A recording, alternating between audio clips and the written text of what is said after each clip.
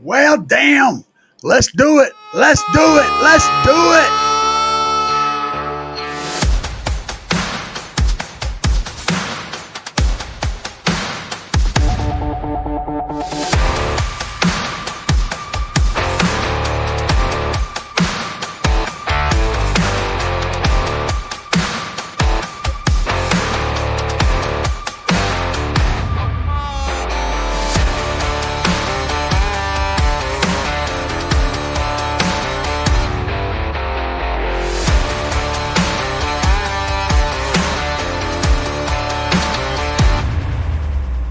Cruising down the back roads, windows roll low, with the music blasting, bass and that flow. Remembering the bonfire, laughing with my crew, jamming on the corner, soaking up the view. Every beat's a memory, every song's a spark, feeling so alive, yeah, out here in the dark. Cranking up the radio, rolling through life, loving making memories, music cranks high. Do you feel that freedom? Can you hear the call? Those back road memories calling to us all.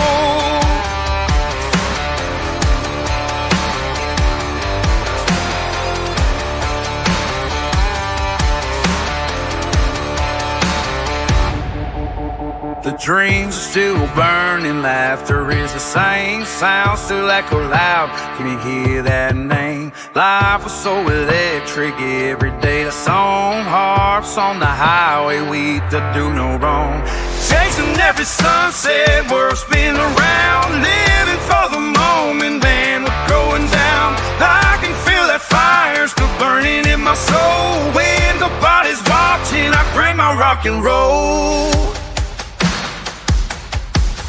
Those back road memories calling to us all.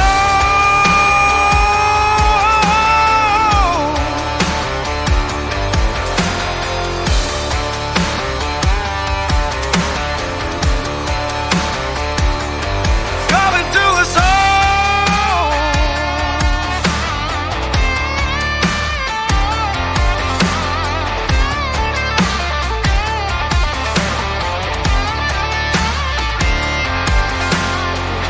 Down the back road. Roads. Oh, yeah, baby. Cruising down the back roads. Man, let me tell you. What's up tonight, guys? So, I know it's Thursday. It's 8 o'clock. What the hell is wrong with this guy? You know, I'm sure Bobby B's going to be popping in going, why? Why? And we got Franco Quaid in the house on chat. We got Jason Ewing in the house on chat. And there are more. Some people don't speak up. That's okay. You just want to look at it. Just look at it. Just look at it. Yeah, that's it. It's backwards. So we work with what we got. Now, guys, I have some really cool news tonight. I got some bad news too, but it is what it is. We can't have all of the good things. We have to have some bad things to contrast the good things. The first thing is, I'm going to wait till I get a few more people in here. But the first thing is, Slapz has got the Oblivions back in stock. The full lineup is back in stock, and they are ready to get loud and slap it hard. The price went up slightly on them, and I'm going to explain why that happened. We're still less than $300 on the subs, which is amazing considering what happened. So they're actually taking a pretty good hit on the profit margin at Slapz. So now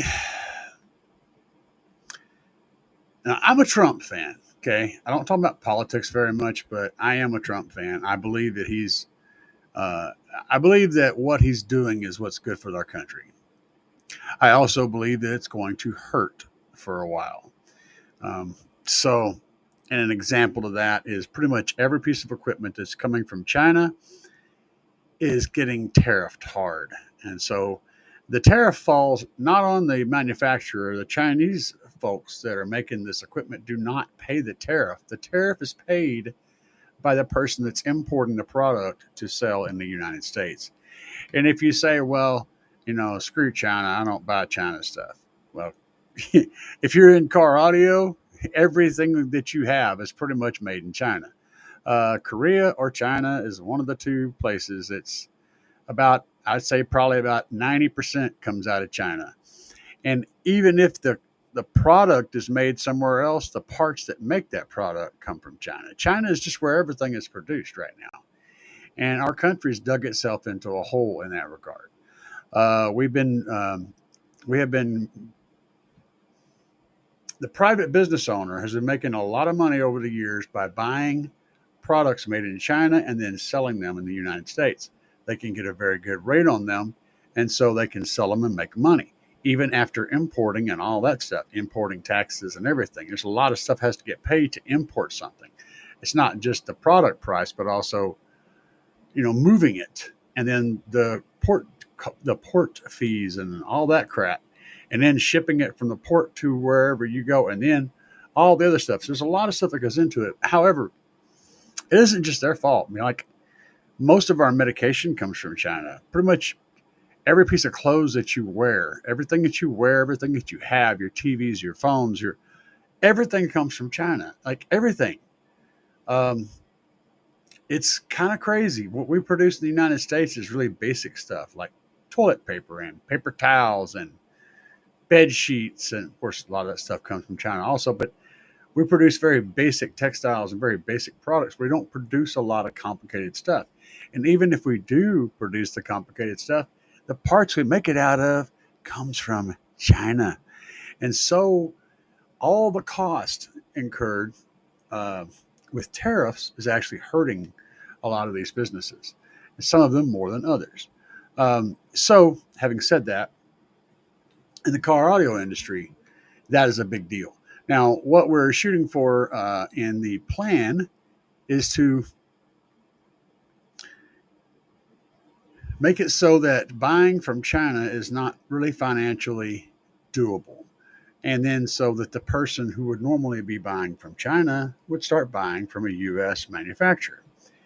The problem is there are no U.S. manufacturers making like 90% of this stuff. So that has to be established. And there's a lot of incentive programs that Trump is putting into place to solve that problem, okay, to help get the American manufacturers on board and building a lot of these products that we are been buying from China. But that takes time. Okay, so in the meantime, we have a steep amount of money being paid by our small business owners, and there's nowhere else to go. So they're stuck doing that. And it's kind of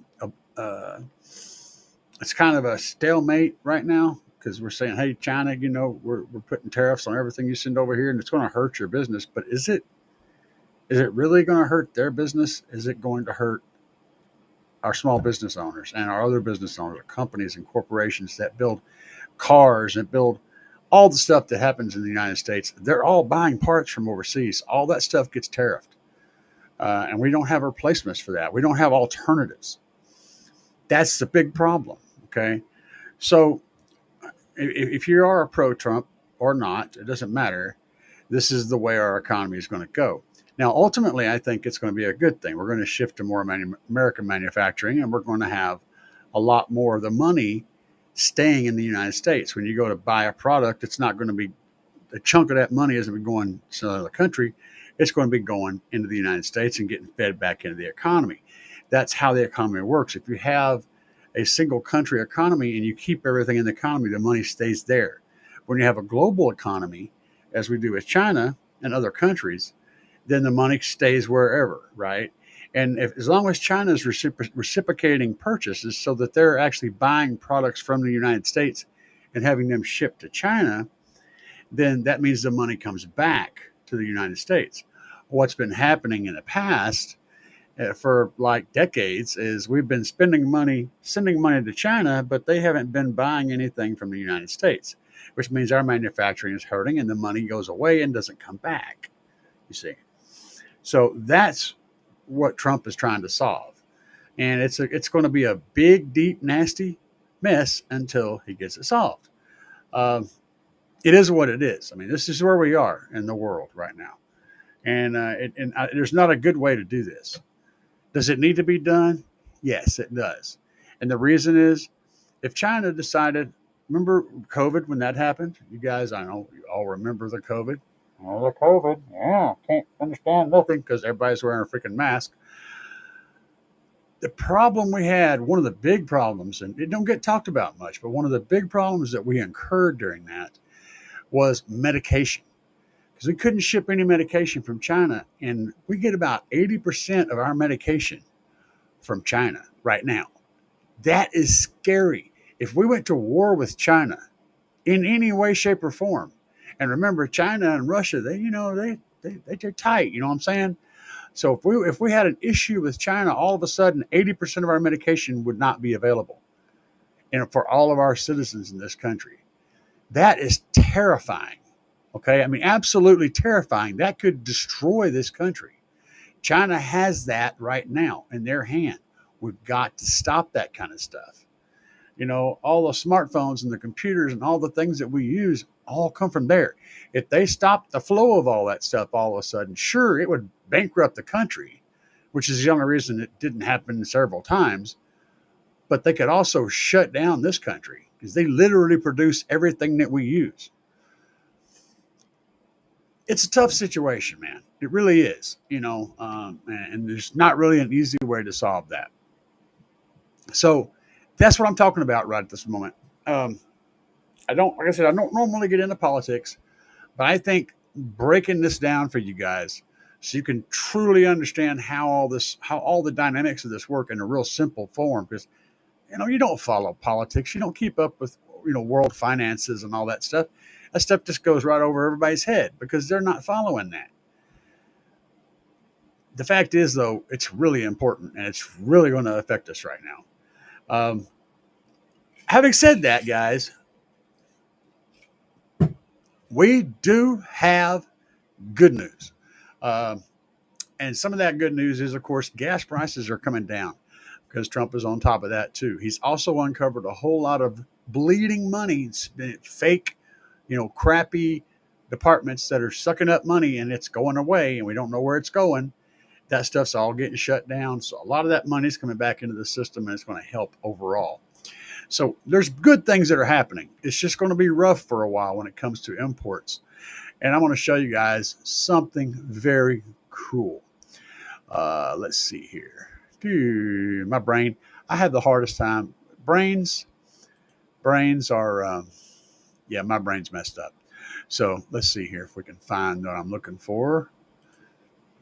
Screen. Bam. Okay. There we go, guys.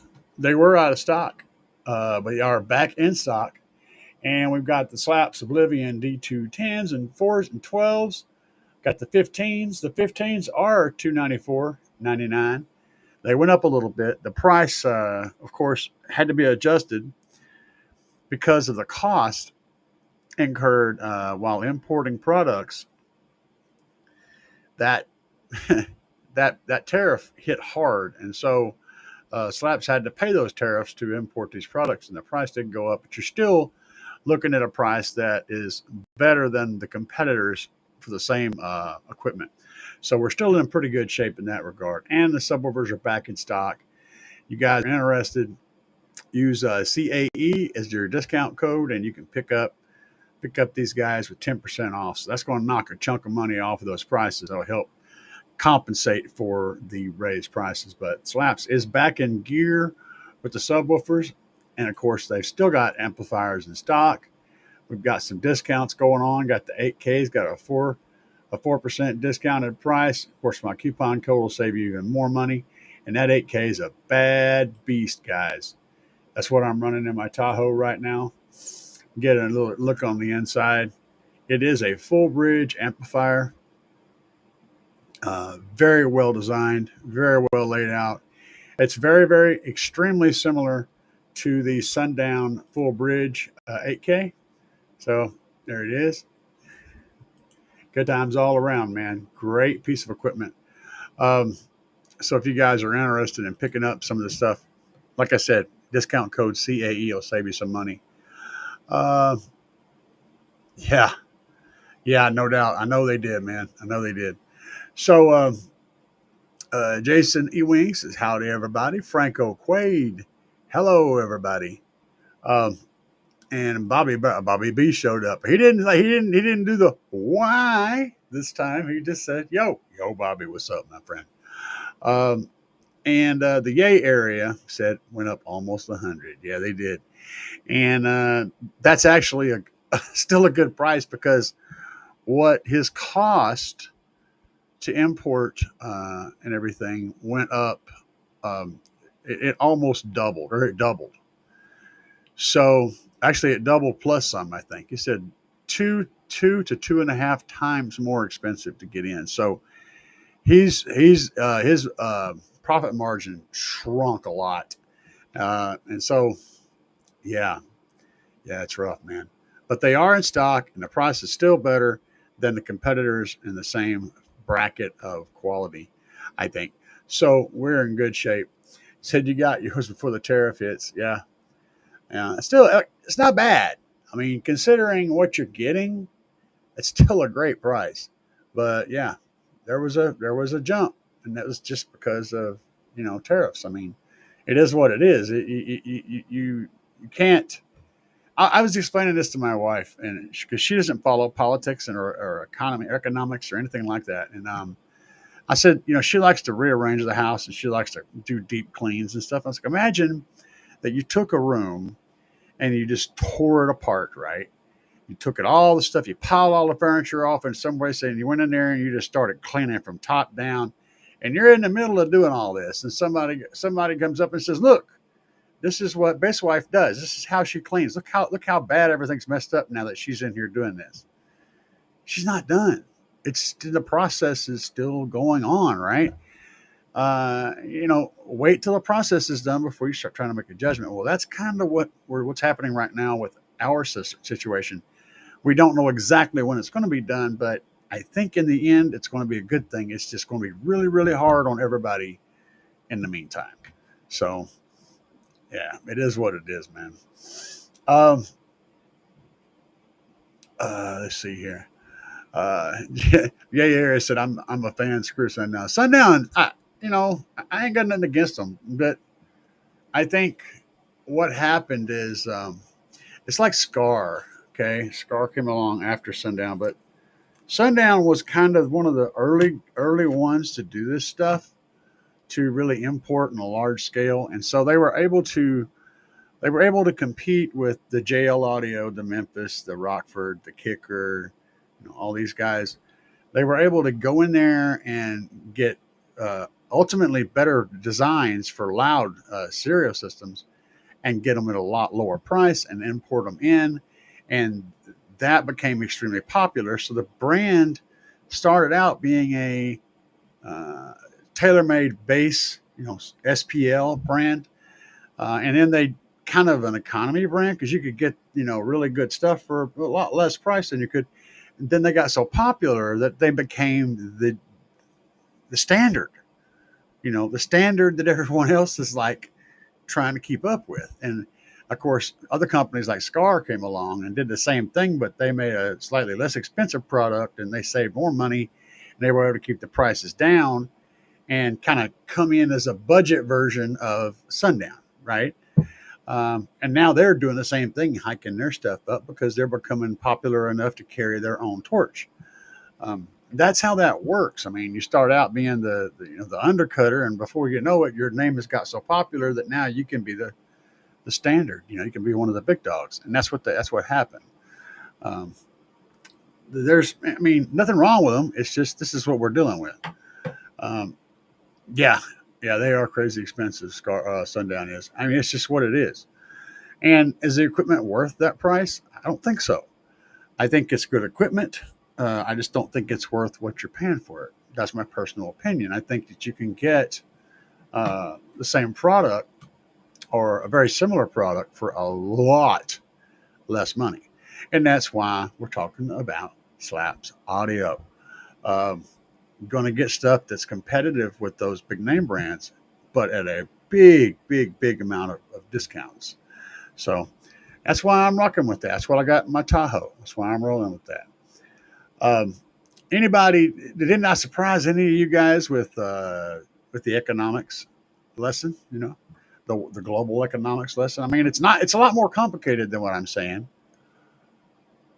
but I think I got the gist across and where we are and why we are where we are today. Um, I need a cigarette.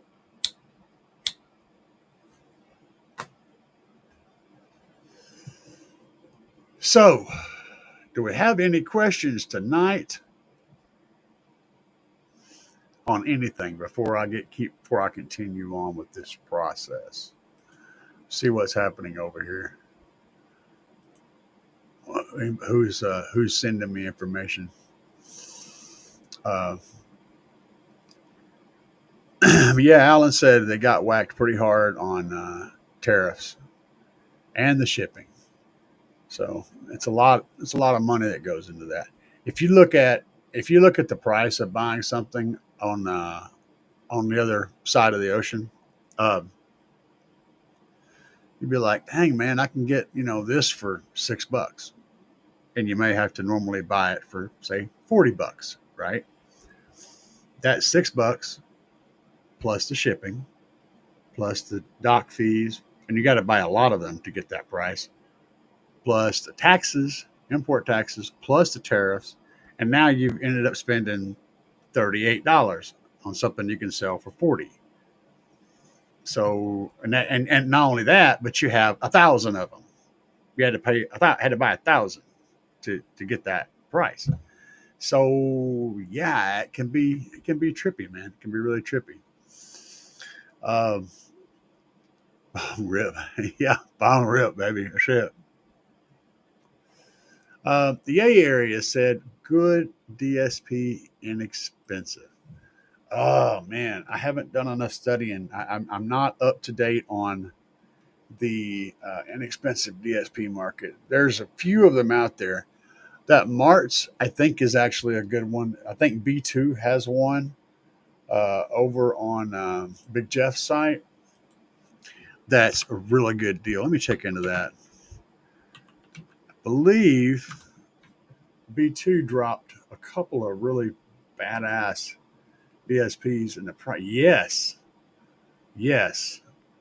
All right. So I'll show you guys. And my coupon code CAE applies on this site. So just a heads up. Let's go over here and dig it out. That's the old one. How do I change that? I'm trying to screen share. Here we go. Check this out, guys.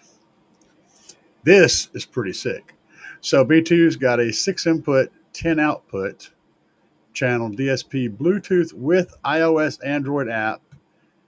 And we're looking at $154.95. So, yes, I would say they absolutely have a good setup here. And there's old Jeff talking. He's going to be talking about stuff because Big Jeff, do it. Do it. And right here, so once you buy this thing, you come to this site. You can download the Android or the iOS software right here and be ready to roll.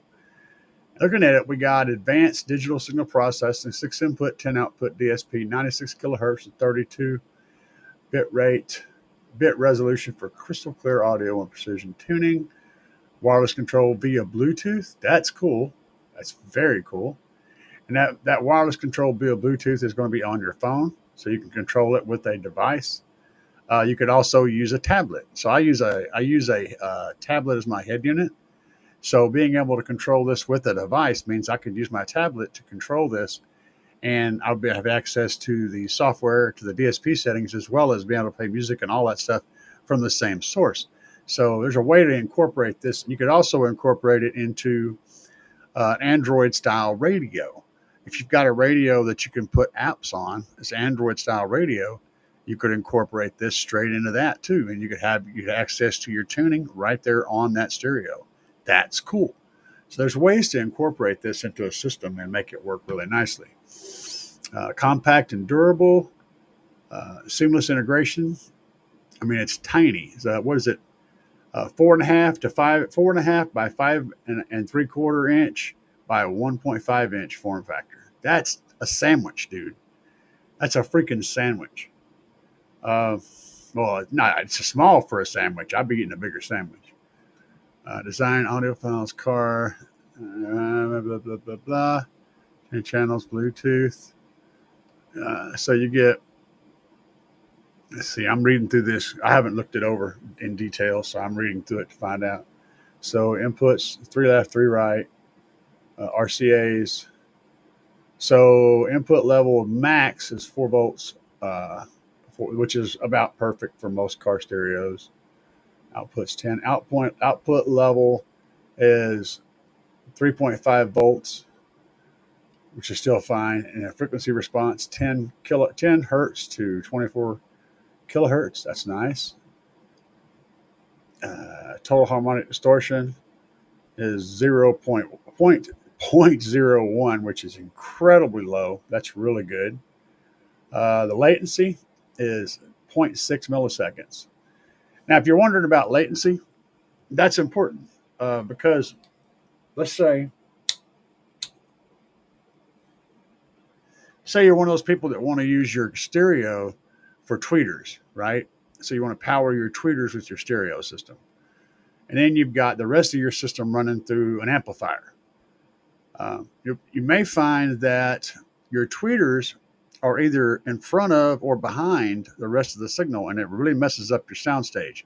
That's why it's almost never a good idea to run your tweeters off of your head unit and then run your doors off of an amplifier, because they're not going to be synchronized, and you're going to hear that. You may not realize what it is you're hearing, but you're going to hear it. Now, if you're just running your factory system and then a subwoofer, the delay on that subwoofer is going to be so minimal that it won't make a difference. But if you're powering mids and then off of one, and then, that delay is going to be a difference. So in this case, they're telling you what the delay on this is, and it's 0.6 milliseconds, which is essentially nothing. So the delay is going to be very low. 32 bit rate sampling frequency of 96 kilohertz. That's the high sampling frequency, being the high setting for an MP3, the highest setting you'll ever see for an MP3, which means it's rock solid. And it does 9.5 volts to 15 volts. Now, why is that important? Because a lot of the start-stop technology in cars, whenever you pull up to a light and the car shuts off, the voltage can drop, and it usually drops down to around 10 volts whenever the car starts up again, right as you pull off. So if your DSP or amp or anything like that doesn't operate below that voltage, then when you pull off, the amp will turn off and turn back on. It's extremely annoying, and you'll want to kick puppies and punch kittens. Bad stuff. So having it be able to run at that low of voltage is good. And it's only a 350 milliamp, which is 3.5 amps of the maximum consumption. Tiny. It's about the same as a large smartphone. There's your gain setups, frequency cut. This is nice. It's a nice little setup, dude. It really is. It's got good time delay. It's got the limiter for attack and threshold. This limiter, what this does is if you have really dynamic sound coming through, the limiter can crush it, smush it. So in other words, let's say you're listening to a movie, right? You've seen this all. You guys are watching movies, and you're hearing the vocals, and they're really quiet. So you have to turn them up really loud so you can hear them. And then all of a sudden, crescendos hit, and it's like swarms the whole room because they're so much louder than the vocals were. That limiter pushes that. So it pulls up the lower sounds and brings down the higher sounds and creates a little bit more squished sandwich of sound. So you're not getting this high of big peaks and valleys. This can help a lot if you're someone who's, full to the right on the knob, because it keeps the loud bits from overwhelming your stuff. So that limiter can be very useful if you know how to set it up. If you don't know, you need to study on that, because that's a big deal. That helps a lot. These are the little things that you don't know about that makes a difference between an average car stereo setup and a really good setup. Is knowing about how to adjust and set these little functions that can make a big difference in your overall sound. Okay. Um, so we got three memories. So you got three different presets, which is great. And there's the dimensions again. Excellent write up, guys. So you can pick up, and this is B2, man. This is B2, right? So you're looking at $154.95 with a discount using my coupon code. You can knock another 10% off of that. Coupon code CAE. You can pick these guys up. So yeah, that right there solves all of the DSP issues. That you don't need a selection. Just get one of those. Just get one of those. I mean, crap. It's kind of a no-brainer. Let's see what's going on over here. There's a lot of stuff. Really good price. Yes. Running a router to Wi-Fi. I got you. Yeah, the tablet's the bomb, dude. So here's so much you convinced me to go to the tablet. The tablet's the way to go. It's just so flexible. And then once you get your tablet set up, if you ever decide not to use the tablet, you just connect your phone and you're done. I mean, you can just move straight over to a phone or any other device that uses a Bluetooth connection. You can do that, or any car stereo that has Android based stuff. You can just tie it right in. It opens up the ecosystem so much that you can do so many things. You can get a really big tablet and have a great big giant screen in the front and do all your movies and everything off this tablet. It's wonderful. Running with the MX65s with Mini. There you go. That's a good deal, man. That's a good setup. Franco Quaid said, I was going to run my tweeters off the head unit until you told me it wasn't a good idea. Yeah, it's not a good idea. Like I said, there is a delay. And every system is going to be different. Your head unit may have a delay that's the same as the amplifiers in the system. And if it's exactly the same, then your imaging won't be affected. But the delay can change depending on how loud you have the system. So you crank the volume up, you can end up with more delay on one than the other. And you can also end up with volume levels. So your hang on a second. So your head unit may be this one, right? And then your four channel, whatever, is on this one, right? And then at low volumes, or like all the way down or just barely turned up, they may be the same. But as you turn them up, one may gain faster than the other. And so it is no which. And then you can adjust that out by turning one down. If they're not going up at the same rate, right? Even if you turn this one down, it's going to do this number, right? You can't work that way. It's not going to work. They have to be perfectly matched, or you're going to end up with weird phasing issues and just a whole lot of crap, a whole lot of problems that you do not want to have. Makes tuning very difficult. The audio crafter said, "Hey, whatever floats your napkin." Don't be like these old guys that continue to waste money on those terrible brands offerings of junk. They'll barely last a year if you're lucky. Okay. And again, the brand to me is not that important. It's more about the equipment. Because anybody can slap a name on anything and call it theirs, and all you're getting with a brand specifically is the customer service and the warranty that brand offers. Anything beyond that is just a rebranded something. It's all about the customer service and the back room work on that. The shipping, the condition it's going to be, how it shipped to you, what it looks like, and the customer service, the back room stuff. That's what you're getting with a brand. You're not getting a better piece of equipment necessarily. Um, so yeah, that statement, your statement doesn't really is not really accurate. You know what I'm saying? It's just not accurate. Um, I get what you're trying to say, but it's not. I don't agree with it, not completely. Still, I do enjoy the thought though. We can talk about things, we can all learn things, and that's what we're doing. Um, Roscoe Bale says, is it possible to use an all pass filter to fix a null and frequency response? Yes, but you have to know how to use an all pass filter. And you need to know what that null is and where what source it's coming from. So if you're trying to pull a null,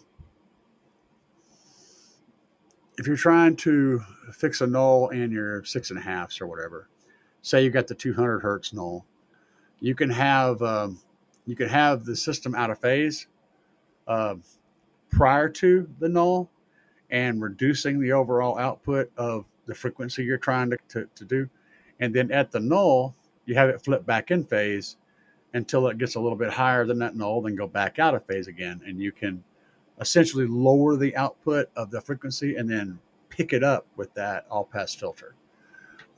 So yes, you can do that, but you need to know how to do it, and you're going to screw it up a bunch of times before you get it right. The funny thing about a null is it isn't always where you think it is. It may show you may think it's a 200 hertz null, but it ends up being 150 or a 250 hertz null that you're picking up as a 200 hertz, and that gets really complicated. Like sound is extremely complicated. But the answer to your question, the short answer is yes, but learn about what you're doing and research it deeply before you jump in there, or just try it and see what happens.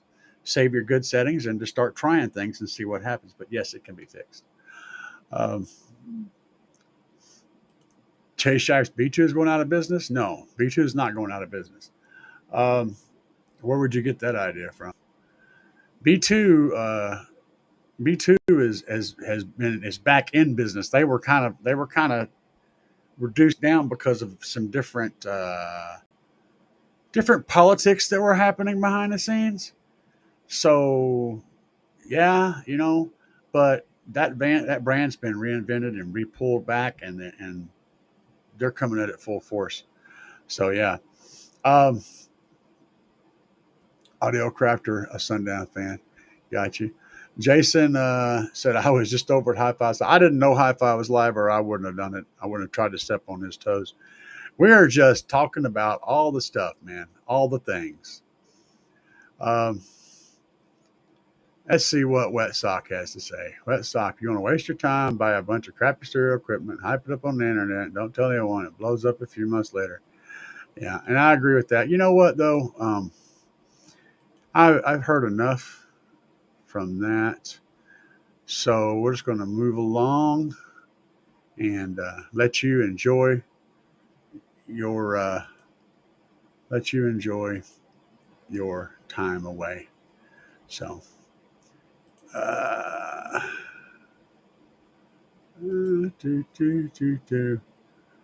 there we go. Now, happy place, a happy place. So Slapz, yeah, baby. Um, everybody has to get in there and speak their piece, and I just don't have to listen to it. If you want to talk about something constructively or destructively, that's fine, but just throwing rocks, I don't care about that. And Bobby's not doing his job, or that would have been fixed a long time ago. Gonna have to talk to Bobby about that. Yeah, here it says Slapz, baby. It is what it is, man. I mean, like I can't say. I'm not talking about when I'm talking about Slapz. I'm not talking about something that I've read about or heard about. You know, that's not what I'm talking about. I'm talking about shit that I've been out there beating the daylights out of in my Tahoe, just just giving it platefuls and platefuls of beans. I mean, I'm taking it. I don't mess around, guys. When you see if you get in my Tahoe, the first quarter of my knob is clip-free. The other three quarters, it's all full clip. I'm going full clip, full power, for 3 or 4 minutes at a time over and over again all day long. I'm sending hard clip signals to these subs. They don't care. They reach a slight warm state where I can feel it on the dust cap, just slightly warm, and that's where they stay. They never get any warmer than that. I don't know what to say. I can't say anything, but they are doing the job. You know what I'm saying? They're doing it. It's not hype. It's not bullshit. You know, I go out there right now and give it a full plate of beans, and they will just do it until I get done. So I can't say anything about it. It's just facts, man. You come and get your demos, you'll understand what I'm doing. I go full boogie on them. I don't play with them. They're not getting petted. They're not getting gentle kisses. They're getting punched in the freaking face constantly. You know,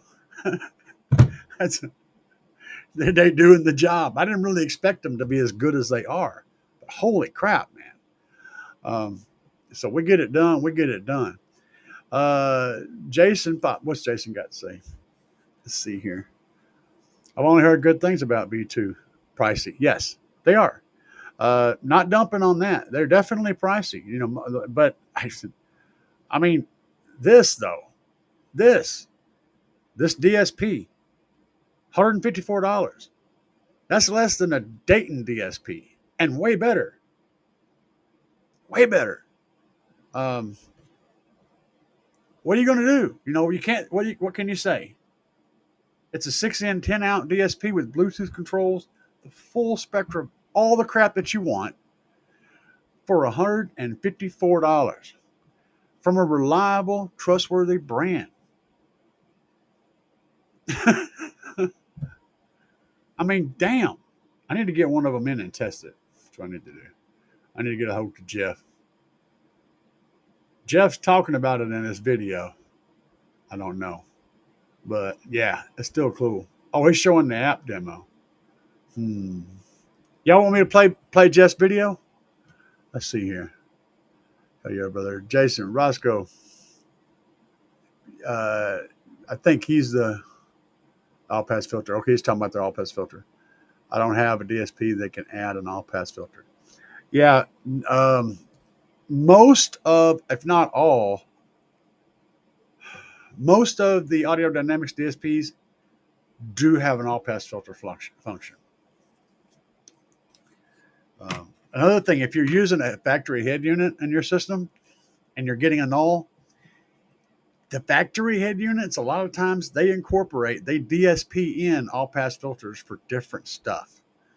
So if you switched it out and add an amplifier and you're using the signals coming out of there and you haven't corrected that signal back to a normal signal, which takes an RTA, and you got to RTA the signal going to the speaker to see if there's a null in it where they've put in an all pass filter, and then you have to RTA the output to see if the null's gone. And if that shows up, there's definitely an all pass filter being applied.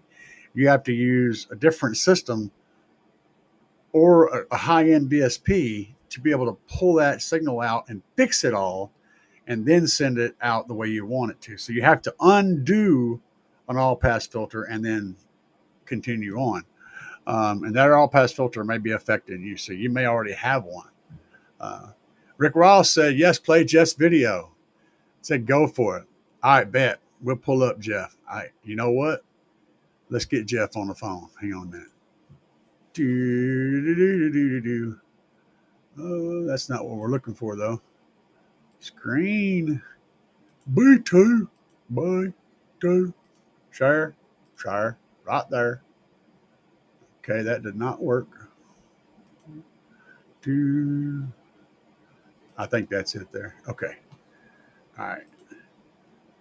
Okay, Jeff, I don't get it. What's so special about the DSP? What do you mean? Like, what do I need that for? The DSP is like three things in one. It's an EQ, it's a crossover, and kind of like a line driver because it's 4-volt output. And then think about it. You driving with the family on a long trip. You don't want to go in there and keep adjusting bass and treble. You have a preset set to have them use.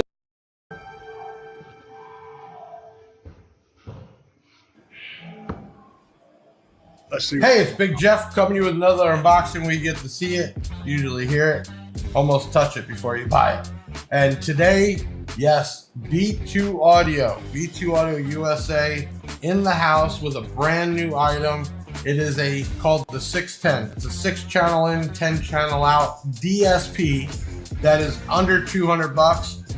And we're gonna go over it and the app and everything else. Hey, before I start, hit that like button, leave a comment. You can always leave another one at the end of the video. Share this out. It doesn't cost you a dime, but it helps us out with giveaways and videos and everything else. If you're watching us on one of the other social medias, you don't subscribe, follow, like, subscribe, follow, like, subscribe, follow, like. What do you say? What do you say? Subscribe, follow, like, subscribe, follow. We have the phone casted, and we're using the Android app, which is very easy to install as an APK file.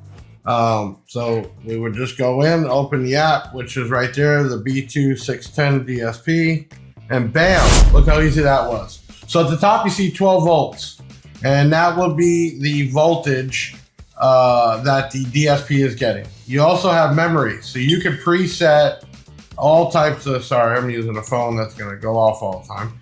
6 memory sets. You could have easy listening, driving, demoing, whatever. Okay, very, very simple app to use, man. I love this. First option, you have in and out. So you have channel 1 through 10, and you can go in there and actually turn those channels on and off, or hit the value setting if you're trying to mix inputs. This is basically the routing right here, okay? So you see up top where it shows N1, N2, N3, right? And then you have Bluetooth. So you can actually make the channel go off of Bluetooth from your phone just by hitting Bluetooth. Really cool, or you can turn it off. I mean, just super easy, and you have all of your 10 output channels right there. It's routing. So where do we want each of the channel? And yes, if you're using left and right, then you would use channel 1 and 2. If you're only using one output for mono, you only need 1. Okay, very simple. Now we go to gain. So, I mean, it doesn't get any simpler than that. You have a main gain control that you can lock in. And then per channel, you can adjust that too. And what it's saying here is, you see the link button? That's basically linking channel 1 and 2 together or not. So again, if we're doing left and right or mono, and then you can adjust the gain per channel while you're tuning this.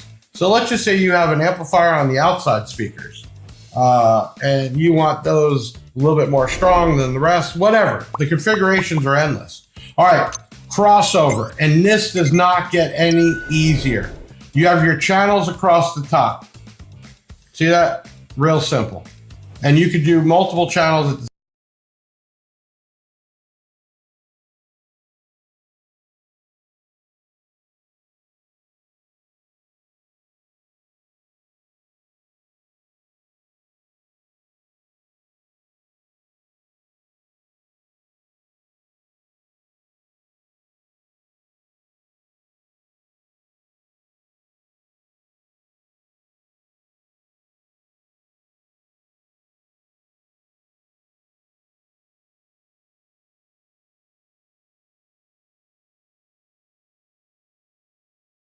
same time or not.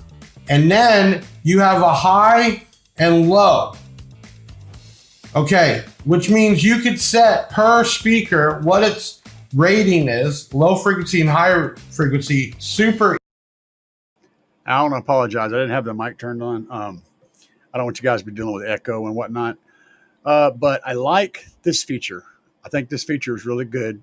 And I think that the crossover setups look really nice. You can go in here and change the Butterworth to Butterworth, different slope styles, and you can add the frequencies here, or you can drag them around. I like this. I also like the part before this where he talked about the levels or the gains, because you can actually link them together, and then you could run, say you got your left and right doors, and then you've got tweeters, right? You could set the doors to get more power and volume is higher and turn the tweeters down. That's a good setup. And being able to set up tunes where you have the tweeters low maybe and the door speakers louder, for whenever you're wanting to crank it and drop the hammer, and then have another tune where you're going to play softer stuff with the wife in the car or whatnot, and have the tweeters a little brighter and kind of make it a little bit more crystal, and you're not going to be cranking it up real loud. So that would work good. You can have a separate tune. You know, those are all good features. Those are all things that you get with a DSP. And so far, I like the way this software looks. Easy. You have your Butterworth, 6 dB, 12, 18, all the way.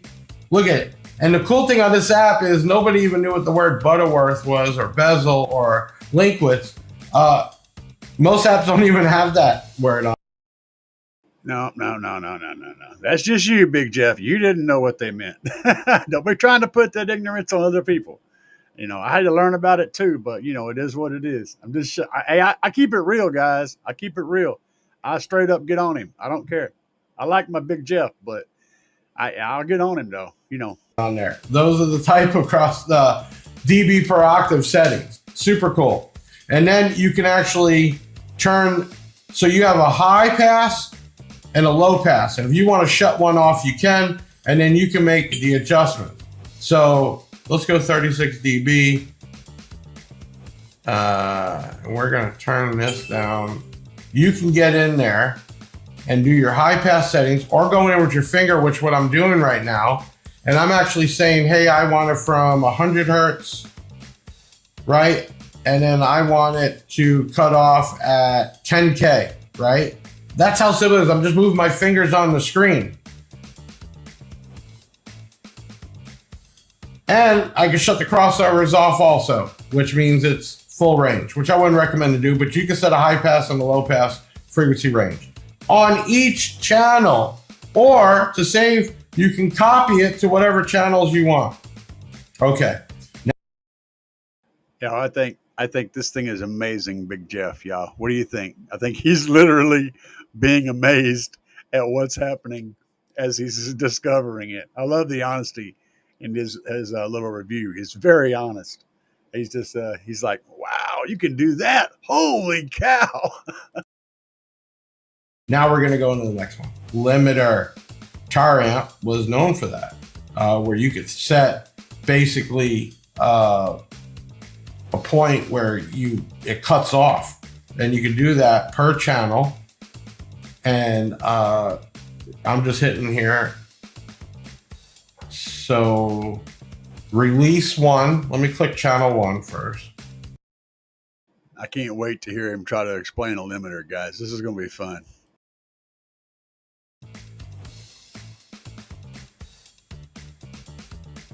And I want my threshold to be 2. And as you can see there, when I change the number, now I'm down to 1. I can make my adjustments here where to release it at. It's pretty simple, but I don't know how many people actually use the limiter on tariff, to be honest with you. But it's a feature. And then obviously you could just set it to auto, which is really easy. I've never used a limiter before on an amp or an EQ ever. Now, you hear that honesty? That's what I wanted to hear. That's what he's known for. I mean, he just straight up told you, I don't know what the hell I'm talking about. That's what he said. And that's cool. I dig honesty. And my limiter experience is also pretty small. But I do have a little bit.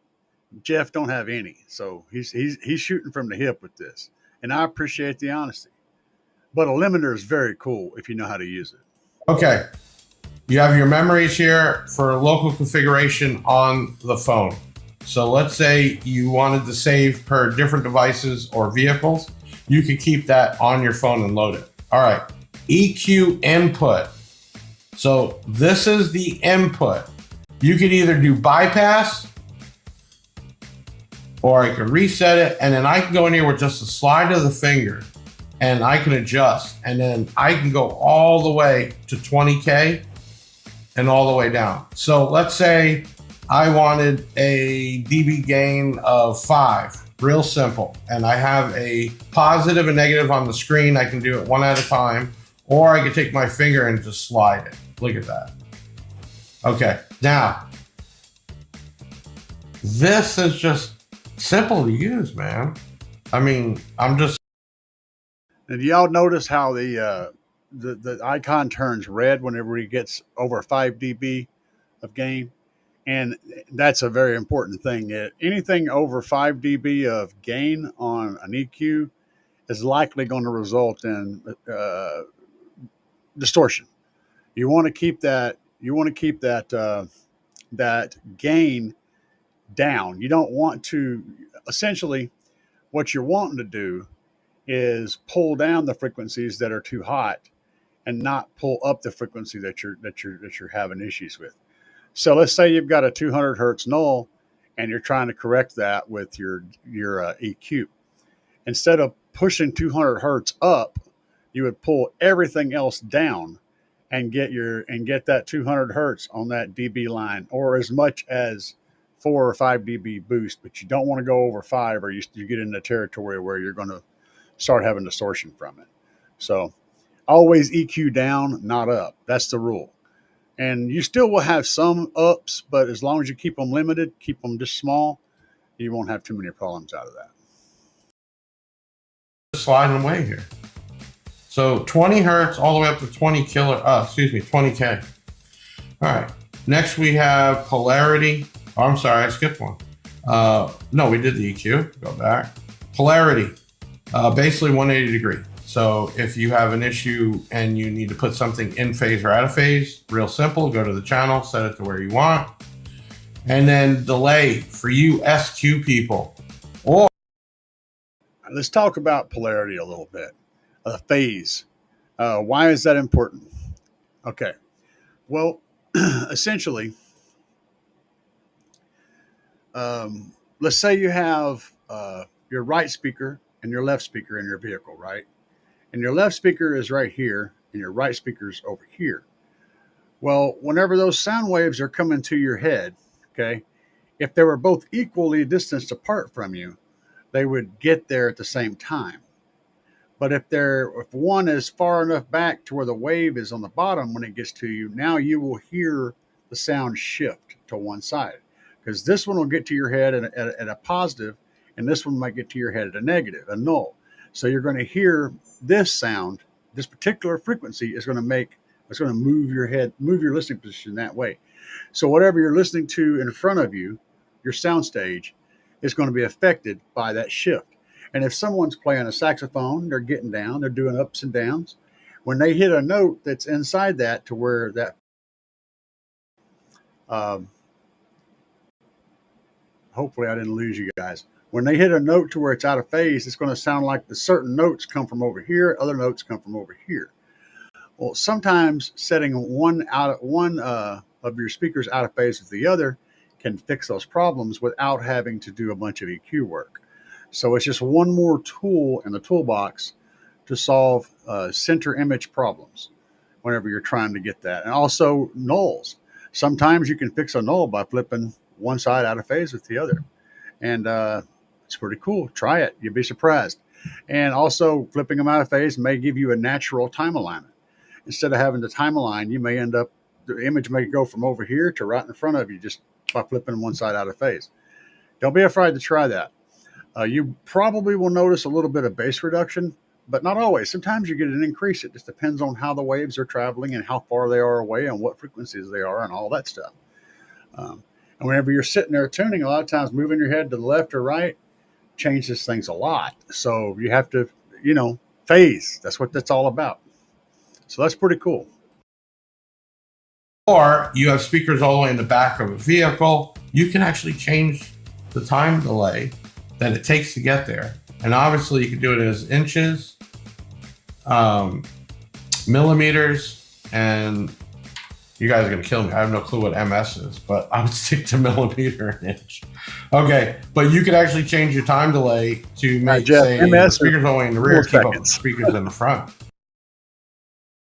Or if you're doing an SQ setup and you have like kick panels, or, there's so many options there. Okay, and then finally, we have a monitor. You can have a maximum, basically limit so nobody goes in there and messes your stuff up. And what this also means too is the voltage going out. So This is your basically what is going out voltage wise to the channels. This is simple. That is where it is. I mean, do you want more options? I don't know if you really need to, because I mean, what does the DSP do for an inexpensive one, right? What does DSP do? So it's a digital processor. It's an EQ. It's a crossover all in one. It's digital. You can set it, preset it. In this case, not really a line driver, but you have 4 volts out. So no matter what radio you use, you have a clean signal. Now, there are some real expensive ones in the $500, $800, $1,000. And yeah, you can get in there. Get in there! And you almost got to have a degree to set it. But for the everyday guys, just want clean music, or your bass heads that want to tune for shows and that. Just to keep it simple. That's how simple it is. And what more do you need? You need gains, crossovers, EQ. So yeah, excellent review. I love his honesty. He's always dropping that, and I appreciate it. Jeff's learning about the stuff. He's in the process of learning a lot of things, and so I'm down with that. And he doesn't hide. He doesn't try to hide behind anything. So that's good. Let's see here. I know I had my mic off the first time I paused it. I caught that. Let's see. I'm so bad. So what's up? If I go ahead and say I can hear you now. Thank you. Jason, I think my biggest issue is that you control it through an app. Yeah, that's kind of a thing. If they ever stop updating the amp for newer phones, you're not going to be able to access it, so you won't be able to use it in 5 years or so. Yeah, and I agree with that, but still, I mean, we're looking at $150. Odds are in 5 years you're going to have replaced it with something else anyway. And the other thing is, if you keep if you pull up an older phone, just use it as your DSP. Don't update crap and just let it go. It's going to continue to work. So there's that. There's options. There's ways around the problem. But yeah, I think it's a good deal. It's a really good deal. And most DSPs are going to be either on a computer and or a phone, and they're all going to have that problem. So it's not really like it's by itself in that market. It's just kind of a going thing, unless you buy something that's just got all dials and knobs and switches on it, in which case most of the stuff that has that kind of a setup right now is more expensive than this, and not as much quality. They're not necessarily as much quality. They could be. I don't know. Anyway, you have a very good point, but you can't change. Technology is just not gonna go backwards for you, and I get it. I've been bitching about touch screen volume controls forever because I hate them. I gotta have my knob, man. I don't like to have to push buttons for a volume. And I'm with you, man. I don't like it. Anyway, let's see here. Franco said they'll probably come out with a device. Use that. I don't think it's going to be an issue, and it's something we need to worry about too much. Jason says, I like having a preset focused on driver's seat and another focused on passenger seat, just so I can demo for a passenger. The other other presets can be experiments. Yeah, lots of experiments. If you mess around with DSPs much, you'll find that you do lots of experimentation. Lots and lots. That's like a thing, man, a constant thing. You're out there playing with it all the time. Bobby said, I'm back. Sorry. Yeah, you fell down on your job, Bobby. I'm going to get you. That's all right, man. I'm glad you're back. Nulls and the response are a lot harder to hear. Yes. Peaks are very noticeable for sure. Focus on them. Fixing nulls is a low priority. And it depends on where the null is, though. If the null is really, like if a null is in an area where you normally would hear something, I first learn how to listen, because like you got to get one song burned into your brain so good that whenever you hear it on a system that's not right, you notice the problems. If you don't have it burned into your brain hard to where you recognize things that are missing or too loud, then you may not catch it, because the song may just sound, you're not very familiar with it, so you don't really notice there's something not there. But yeah, you're right. Nulls are not necessarily an issue unless it falls on something that you're used to hearing, and now it's going to bother you because that drum fill is wrong or that saxophone is way too low in the mix at certain parts. You'll notice it. Um, so it is what it is, man. I've chased that stuff down all the time. An all pass filter might do something with a null. It can. And yeah, do experiment with it because it's quite cool. Messing with all pass filters is very, very fun. Um, okay, so I'm so bad, so I have a question. How did you use a tablet for my radio? I don't use a table for my radio. uh, I just play music from a tablet and Bluetooth it to my DSP, which this DSP will allow you to do. So yeah, I mean, uh, it's not hard. You can go through and put in, you can install apps to make it look like a radio. There's a whole bunch of them out there, and most of them work pretty good. I don't use any currently. I have them. I can turn them on, but I find that they just don't matter. I just run the screen. I put all of the buttons on there I want, and I just run it like a normal tablet. I got my VLC player, and I just hit it and select what I want to play. It's I don't have like the news button and the different Spotify or whatever buttons on there. So like all lined up with a radio app. You can actually get a radio app that'll pull in radio signals, not over the air, but they're over the internet. So yeah, you can do all kinds of stuff. You can also go into the settings, and you have to go into the deep settings of your device, and you can tell it whenever it sees power for the charger to come out of sleep, to wake up, right? And whenever the power from the charger goes away, to go to sleep. But it will still have a timer, like 1 minute or something like that. Then when you turn the key off and it doesn't see charge anymore, after 1 minute, it'll just go to sleep. And then as soon as you turn the key on, the power comes back in the charger, it'll wake up. You can do that. Problem with that is it works most of the time. For someone who's in their vehicle on a regular basis, driving daily, it's not a problem. But if you take a weekend off, or maybe you're gone as a truck driver, you're gone for a week at a time, you come back, your tablet will probably be dead. Because just sitting there, not getting any charge, it's just going to sit there and slowly, even though the screen's off and it's in sleep mode, it's going to slowly drain.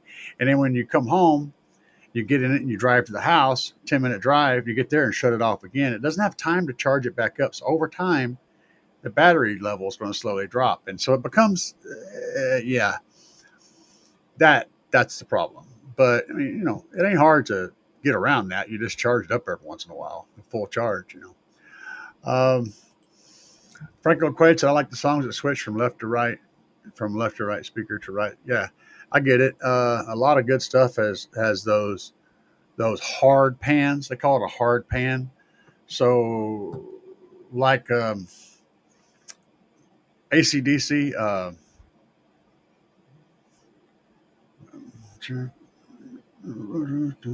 Anyway, different rock songs. You'll hear like the drums that kick off. They'll be on, and the guitar will come in on one side, and it'll play for a little bit. Then it'll come in on the other side. That kind of stuff. That's called a hard pan. But every piece of stereo music out there uses the stereo effect to position sounds in the sound field. And if you think a stereo, two speakers can't do that, you've only got two ears. Okay. They can absolutely do that. If you can download phone apps that give you a 3D effect. If you've got a decent phone, it'll actually sound like the sound is going around your head like this. And it's just coming down to two speakers on a phone. So you can absolutely do that with two speakers. And so, yeah, just more stuff, just more damn stuff. John Boy says, shout out to Bass Cat. But Bass Cat loves getting shout outs. Although I'm not going to go get him right now because he'd be in here crawling around, getting into trouble in here in my space. We can't have that. That's not acceptable. Um, you too, baby. What tablet do I use? I'm using a Verizon tablet. Um, I don't remember what it is. It's a 5G Samsung Verizon tablet, and that's all I know off the top of my head. But it's an older one. It's like 3 or 4 years old, something like that. But you could use anything. You could go buy a tablet made for a kid with like rubber covering and all that in, and that could work just fine. Um, and especially if you're putting it in a hardcore base vehicle, it might be the better choice than what I'm using. But if you buy one through a phone company like Verizon, you can get it natively to have its own internet service, which is very cool. Because then you can play your Spotify or Amazon Music or YouTube or whatever right through your system, stream it right from the tablet, and not have to worry about hooking up a hotspot or whatever for your tablet to work. I put all my music on my tablet. I plug it into my computer, and I transfer the files straight over onto the tablet hard because the USB dongle plugged in tends to get a lot of vibration and tends to have issues after a while. So I don't use a dongle or anything like that, and I don't use Wi-Fi on it because I can't afford to run the Wi-Fi right now, or not the Wi-Fi, but the included cell phone coverage signal thing. So that's what I do.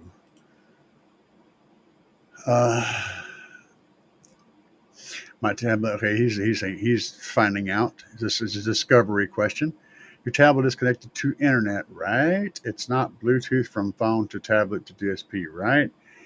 My tablet is not connected to internet unless I'm at the house, but it's not Bluetooth from phone to tablet to DSP.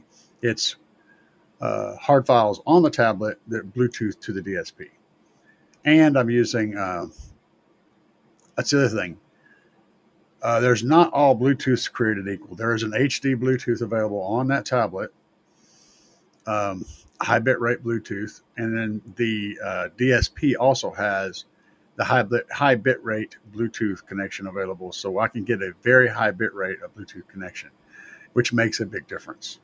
But it ain't going to kill you to have less bit rate. I've used both, and honestly, there's not a lot that you hear too much. So, but there is some. You notice it. You only notice it if you do it back to back. Yeah, I mean, it's way more important to have the system tuned right and have the right equipment in place and have it tuned properly than to have. You're going to notice that way more than you're going to notice a lower bit rate or a higher bit rate Bluetooth radio wave. It's not as big of a thing as you might think it would be. So focus on getting your DSP right, getting your equipment right, and doing all those things. Those are way more important than worrying about the bandwidth of your Bluetooth radio.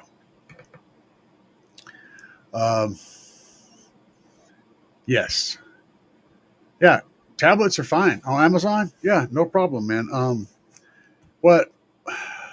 And that would work great as long as you can, if you want to connect it to the internet, make sure you get one that has a SIM card that you can put in it, and then it's a US SIM card.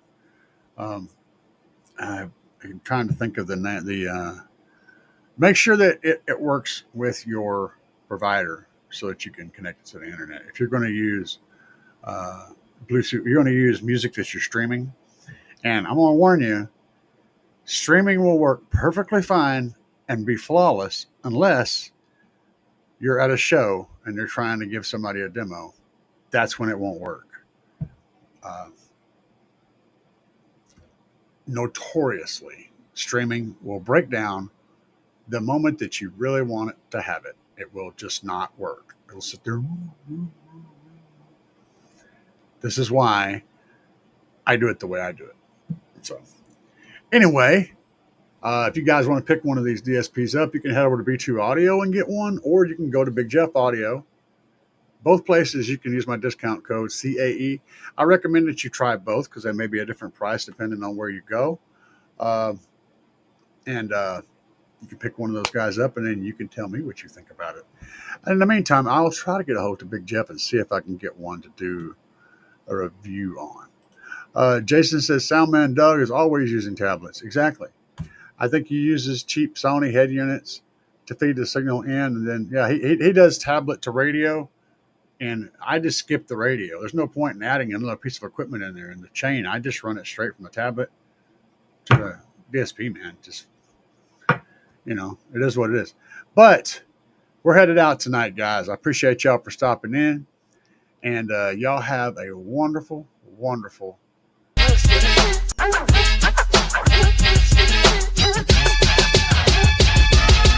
crushing on these tacos, we buy the fiesta. Guac on the side, man, you know it's the best. Lettuce and salsa, stack it high, make it pop. Crunch in my mouth, can't stop, won't drop. Scissor in, flavors cold is so sweet. After one taco, I'm in for a repeat. Bite after bite, got me dancing in my seat. Hitting up the taqueria, can't face defeat. Taco love in every single bite. Feeling good, every feast all night.